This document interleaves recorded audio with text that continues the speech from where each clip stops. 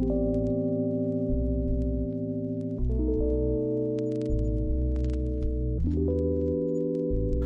আমি শুভকর। তো আমি চলে আসলাম আজকে নতুন একটা ভিডিওর সাথে। আজকের ভিডিওর টপিক হচ্ছে বোটক্স ট্রিটমেন্ট।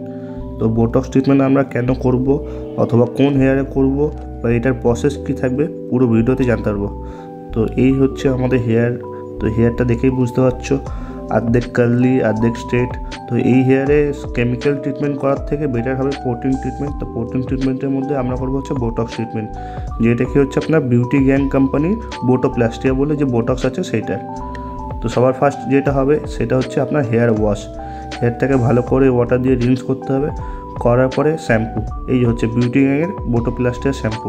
তো এই শ্যাম্পুর প্রসেস হচ্ছে নর্মাল যেমনি আমরা শ্যাম্পু করি সেমনি শ্যাম্পু হবে, কিন্তু এটাকে যখন ফোম ক্রিয়েট করবো, ফোম ক্রিয়েট করার পরে এটাকে 5 মিনিট রাখতে হবে। আর ফাইন টেক্সচার হলে একবারেই করে নেবো, আর কোর্স হেয়ার হলে আমরা 2 বার করবো।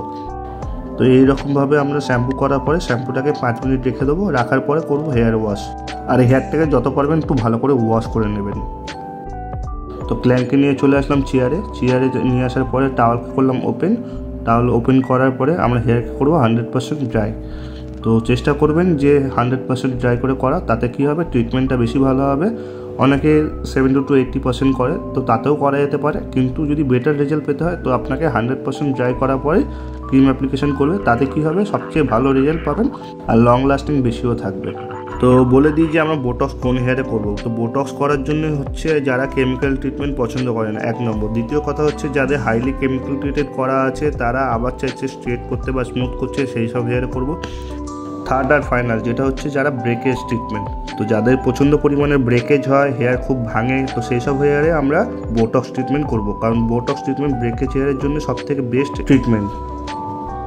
হেয়ারকে ড্রাই করা কমপ্লিট। আমরা বেসিক 4 সেকশন নিয়ে নিলাম। বেসিক 4 সেকশন নেওয়ার পরে আমরা হচ্ছে ক্রিম, এই হচ্ছে বিউটি গ্যাংয়ের বোটক্স ট্রিটমেন্ট, যার নাম হচ্ছে বোটোপ্লাস্টিয়া। তো আমাদের যেহেতু হেয়ারের ডেন্সিটি খুব একটা বেশি ছিল না, যার জন্য কি 35 to 40 ml এর মধ্যে আমরা কমপ্লিট করে নিতে পারবো। তো আমরা নিয়ে নিচ্ছি প্রায় 40 ml মতন। তো আর একটা যেটা মোস্ট ইম্পর্টেন্ট কথা হচ্ছে সেটা হচ্ছে আপনার সেকশনিং যেটা হবে যে খুব একটা মোটা হবে না। চেষ্টা করবেন 1/2 ইঞ্চি থেকে 1 ইঞ্চি রাখার মধ্যে, কারণ কি যত আপনার পাতলা সেকশনিং হবে তো ততে আপনার ক্রিম অ্যাপ্লিকেশন ভালো হবে। আর যদি আপনি মোটা সেকশনিং নিয়ে নেন, এর ফলে কী হবে, আপনার ক্রিম অ্যাপ্লিকেশন তো হবে কিন্তু সব জায়গায় ইকুয়ালভাবে লাগবে না। তো আপনি যদি কখনও ফলো করে থাকেন, যারা টেকনিশিয়ান বা যারা ট্রেনার হয়, তো তারা কী করে, সবসময় পাতলা সেকশনিং নিয়ে ক্রিম অ্যাপ্লিকেশন করে। এর ফলে কী হয়, ক্রিম অ্যাপ্লিকেশন যত ভালো হবে তত আপনার ট্রিটমেন্টটা বেশি ভালো হবে। তো চেষ্টা করবেন সবসময় ক্রিমের অ্যাপ্লিকেশন করার সময় পাতলা সেকশন নিয়ে ক্রিম অ্যাপ্লিকেশন করবেন, তাতে আপনার ট্রিটমেন্টটা সবথেকে বেশি ভালো হবে। তো আমাদের ক্রিম অ্যাপ্লিকেশান প্রায় কমপ্লিট হয়ে এসছে। এই ক্রিম অ্যাপ্লিকেশান কমপ্লিট হওয়ার পরে যদি কোর্স দেওয়া হয়, মোটামুটি আমরা 50 মিনিট থেকে 1 ঘন্টা, আর ফাইন টেক্সচার হলে 40 মিনিট বা 45 মিনিট মতন ছেড়ে দেবো।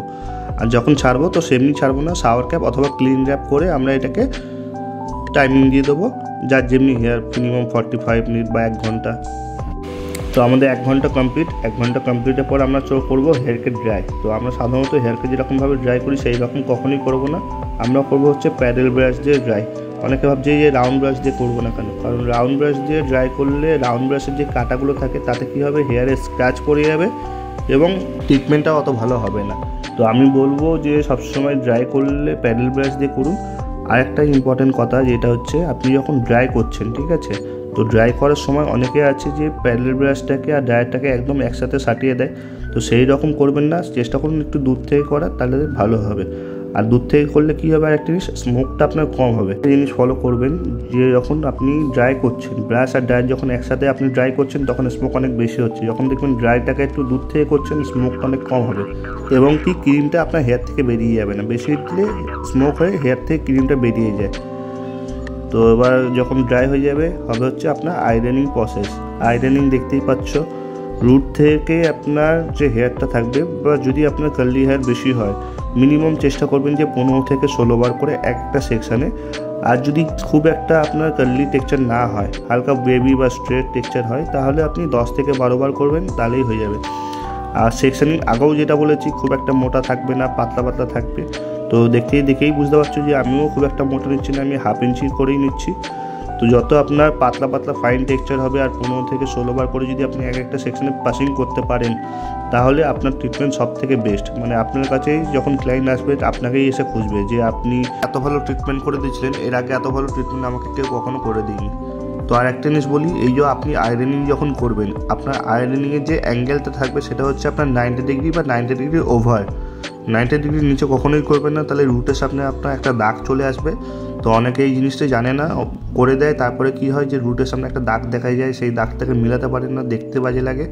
তো সবসময় চাইবেন যে 90 ডিগ্রি বা তার ওভার ডিরেক্ট, মানে 90 ডিগ্রি বেশি হলেও কোনো অসুবিধা নেই, তাহলে কী হবে রুটের সামনে আপনার কখনোই দাগ পড়বে না। তো আর একটা জিনিস বলে দিই, যখন আপনি আয়রনিং করছেন তো আয়রনিংটা আপনি টাইম নিয়ে করবেন, আর যেটা বলেছিলাম আগেও বলেছিলাম 15 থেকে 16 বার মিনিমাম করবেন, তাতে কী হবে আপনার ট্রিটমেন্টটা ভালো হবে। আর আয়রনিংয়ের আপনি টেম্পারেচার রাখবেন, কার্লি হেয়ার যদি হয়, কোর্স হেয়ার যদি হয় 220 to 30, আর ফাইন টেক্সচার যদি হয় আপনার 190 to 200। এটা হচ্ছে আয়রনিং কমপ্লিট হওয়ার পরে। এখন হেয়ারে অতটা শাইন নেই বা স্মুথ ভাবটা নেই। তো বোটক্স হচ্ছে সেম ডেতে ওয়াশ, তো আমরা সেম ডেতে ওয়াশ করব। তো আমাদের আয়রনিং কমপ্লিট হওয়ার পরে 2 মিনিট রেস্ট দিয়েছি, 2 মিনিট রেস্ট দেওয়ার পরে আমরা ওয়াশে চলে এসেছি। এবারে ওয়াশ যখন আপনি করছেন ভালো করে প্রথমে ওয়াটার দিয়ে রিন্স করুন, রিন্স করার পরে মাস্ক লাগান, মাস্ক লাগিয়ে আপনি 5 থেকে 10 মিনিট ছেড়ে দিন, ছাড়ার পরে ভালো করে রিন্স করে নিন। রিন্স করার পরে আপনি দেখছেন যে আমি খুব একটা ড্রাই করছি না, জাস্ট হালকা একটা মোটা মোটা সেকশন নিয়ে ড্রাই করেছি, করার পরে আপনি ফাইনাল লুক দেখতে পাবেন। ড্রাই করা কমপ্লিট হয়ে গেলে আপনি হেয়ারে 2 থেকে 3 ড্রপ সিরাম অ্যাপ্লাই করে সেটাকে ছেড়ে দিন, তো হেয়ারটা তাতে আরও বেশি স্মুথ মনে হবে। তো আমাদের ট্রিটমেন্ট প্রায় কমপ্লিট। ভালো লাগলে অবশ্যই লাইক, শেয়ার, কমেন্টস করবেন। এই হচ্ছে ফাইনাল লুক, দেখে আপনি নিজেই বুঝতে পারছেন যে হেয়ারটা কতটা চেঞ্জেস হয়েছে, কতটা আপনার ভালো হয়েছে।